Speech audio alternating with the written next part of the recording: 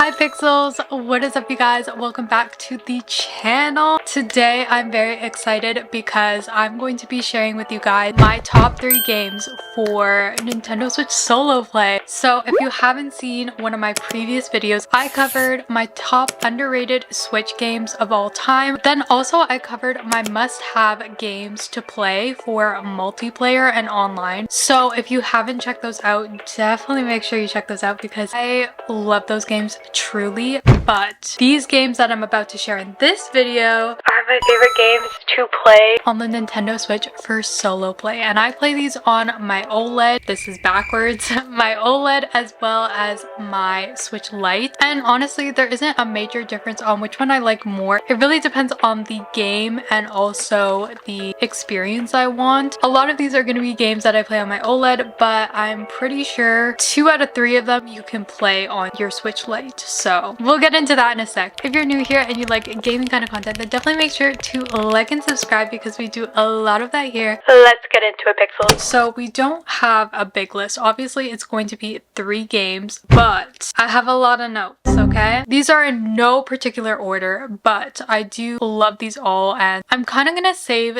this one game for last because it has been a game I've been playing a lot. And another disclaimer, I'm not putting Hello Kitty Island Adventure on here because I have Hello Kitty Island burnout. So we're gonna get back into it soon, maybe, but I do definitely have burnout from this game. So the first game we're going to be covering is Luigi's Mansion 3. Now, if you're not new to this channel, you already know I play this game a lot. I mainly play it with you guys, but there was a point where I did play it by myself and I wanted to restart and play it with you guys because I do really like this game, especially for solo play. Luigi's Mansion 3 follows Luigi as he explores a haunted hotel called The Last Resort. He is set to rescue Mario, Peach, and 3 Toads who have been captured by King Boo and Helen Gravely. Luigi must capture ghosts, solve puzzles, and navigate the themed floors of the hotel in order to save his friends. He is also aided by my favorite, Gooigi, who can help him overcome obstacles and solve puzzles. I love this game so much. There are so many reasons, and I'm just gonna get into them because this game is definitely a must-have, especially if you really want a good Mario game. This is it. This is it. I'm gonna get you all on the hype. Alright, so the first thing that I really love about this game is that there's so many ghost battles. They are so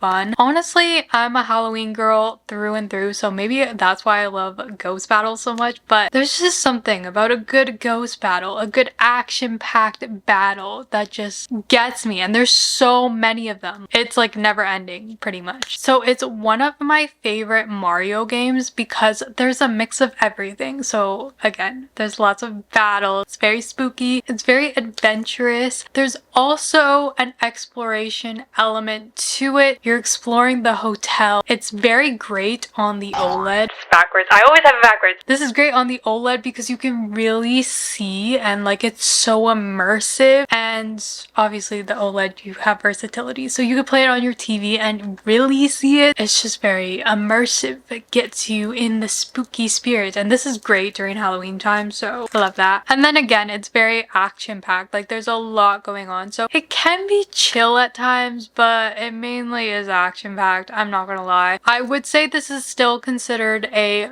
cozy game. I think that term is very loose, very broad. To me it is because you still are very immersed, I guess, and it's not too challenging. Like compared to PlayStation games, which I'm gonna probably make it my whole personality that I love PlayStation, but yeah, compared to PlayStation games, it is pretty chill, but yeah, it is like one of the more action-packed Switch games. It has a really good story. Like it is a very cute and fun story with also combining classic Mario game elements like saving Princess Peach, obviously. Like I feel like she always needs to be rescued. I feel like that's so bad because why are her friends putting her in situations where she's always being captured? Shouldn't they be preventing that? Like, what is up with that? If that was me, I would cut all of them off because what? But then there's also, again, lots of battles. There's lots of mini games, which is so fun. And as I mentioned, the controls are very easy to familiarize with. You get used to them pretty quickly, even if you stop playing for a little bit, like if you take a break. I've done that many times,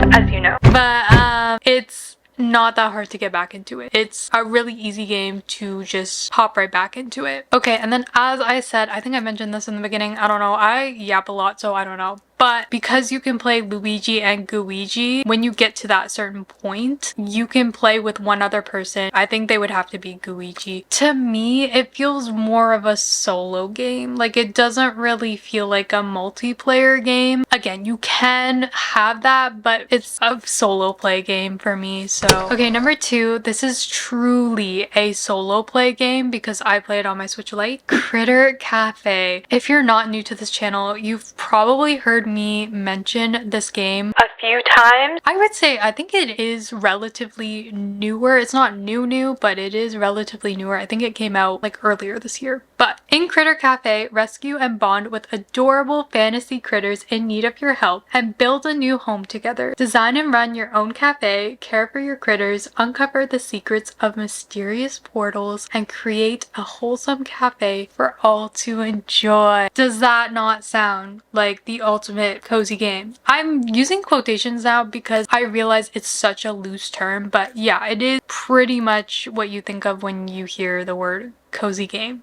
There's a lot of customizable features, including you can change up how you look, you can create like a whole different vibe with your cafe. Like, I feel like everyone can create their own cafe in a different way, and the critters you collect, if you keep bonding with them and leveling them up, you can unlock different variations of them. So it's not just how they looked when you rescued them, you can change the color. It's really customizable in that way, and you know, I love that because I like to make my stuff different. I've always been like that, so this is a game that I love for that. There's a mix of everything as well in this game, so obviously you're running your own cafe, so that includes making different drinks and treats and giving them to your customers, creating critter parties. Like, basically the cafe with the critters you get, you can create these little themed parties and you have to pick the right critters for it. It's so cute, like a little critter cafe party, I guess, because it is in the cafe. That's adorable. Like, that is really cute. Okay, and then obviously you're rescuing, finding, and taking care of your critters through these like mysterious portals. So there's a little bit of exploration in that way, which is really cool because you get to like see little magical elements of different portals unlocked in different areas of the map that you have. When you rescue critters, there's going to be puzzles, which I will get into because the puzzles are actually really fun in this game, so I really appreciate that. Alright, as I said, there are puzzles, so the puzzles are not too challenging to the point where they're very frustrating, but they're also not too easy. You do kind of have to think a little bit, but not to the point where it's not a brain off game at all. Like, it is kind of a brain off game, but when you're doing the puzzles, you do kind of have to think a little bit. It's great for quick and long game sessions, but I would say that this is a great solo game because it's mainly good for quick gaming sessions, which is mainly what people go for with solo play games. A lot of it can get really repetitive, and I mean, I don't know if you would want to do a lot of the same stuff over and over again. And then the last thing is it's really affordable, so if you're new into the Switch gaming community, you want something more chill, this is great because again, the controls are simple. It's just very chill. You're not doing a lot. You're doing a lot of the same thing and it's really not that much. So it's great for that. Alright, and the last one that I wanted to save for last because I love this game with a passion. This game is everything to me.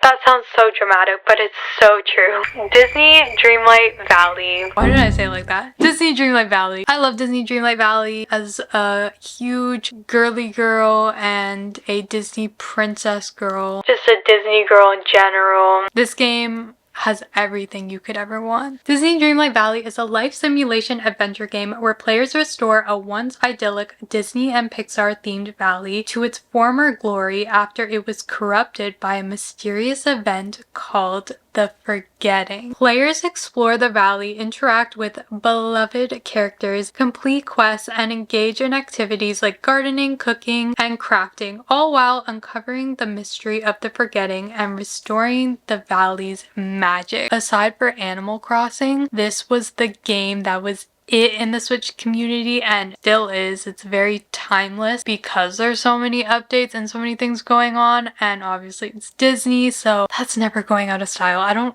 care what anyone says. So obviously the main reason why I love it is because you get to interact with your favorite Disney and Pixar characters. I really like that there's so many characters that you can unlock and that is already in the game, but also there's gonna be more coming. So it kind of builds your excitement because if one of your favorite characters, like maybe Princess Aurora, isn't already in the game, I'm pretty sure she's coming at some point in the summer of this year. So, I mean, we're already in the summer, so I don't know, but fingers crossed she does come. And Cinderella, like those two are a classic. And Snow White. Okay, I'm just naming Disney princesses, but there's obviously going to be updates, so there's going to be more characters to come, not just princesses. There's obviously a mix of different gaming elements, especially since it's a life sim. So there's like the basic exploration of the different valleys and the different islands, decorating, which I'm beginning to really like. I used to not like the decorating in this game. Now I really like it. I don't know what it is. I do really like it. There's farming, fishing, cooking, mining, and there's a lot of quests. There's actually a lot of quests. And it's kind of insane because there's so many characters, there's a lot of quests. There's friendship quests, there's story quests, and then obviously you have the main story, which is very cutesy, very fun. I do really like the story, and I love how each character has their own story that involves the forgetting, so it's kind of wholesome. And no, it is very wholesome. As I said, it is very packed with content, and there's also 2 DLCs that came out, but even without the DLCs, there's a lot of content in Dreamlight Valley, and even once you finish the story, there's still a lot to do. There's a lot of characters to unlock, and that does take time. Yeah, there's a lot of content with a lot of quests. There's a lot of things going on, and I did get one of the DLCs, which I wish I got the bundle that includes them both, because that would have just been cheaper, but I did get a Rift in Time because honestly I didn't know for sure if I was gonna love it, but I mainly got it because a Rift in Time has Rapunzel, and Rapunzel is my favorite Disney princess. Now I have Rapunzel, Jasmine, and Moana, which are my 3 favorite Disney princesses, so I'm very content. But I would highly recommend, if you really love the base game,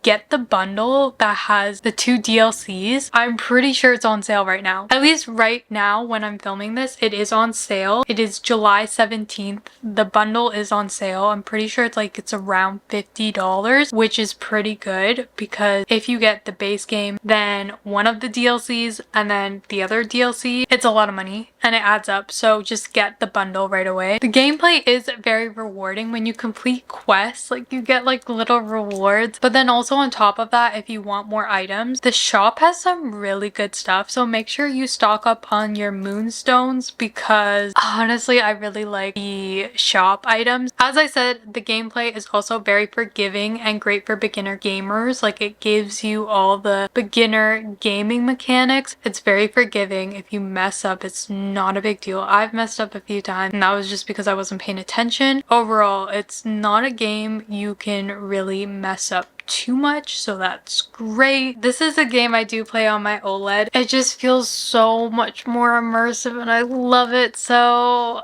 I'm happy with it. You see the dialogue better too because the dialogue, like the text and everything, is so small. This is great. I don't have any issues reading. Those are all the games I have. This was a very hefty long video for only covering 3 games. Like I filmed for a while. I'm gonna have to cut it down a lot, but I hope you guys enjoy this video, and if there's any other game recommendation videos you want to see from me, let me know. But with that being said, cue outro. That is the end of today's video. I hope you guys enjoy. Let me know in the comments below, what is your favorite Nintendo Switch game to play by yourself, and also do you prefer it on your OLED, your regular Switch, your Switch Lite. Let me know which kind of console you guys prefer to play these games on, or even the Switch 2. I mean, I didn't really mention the Switch 2 because there's not really a lot of games out that are new for the Switch 2. I'm forever gonna be an OLED Switch girly. This is obviously my favorite console to play these games on, but yeah, thank you guys so much for watching, and I'll see you guys in my next video. Bye!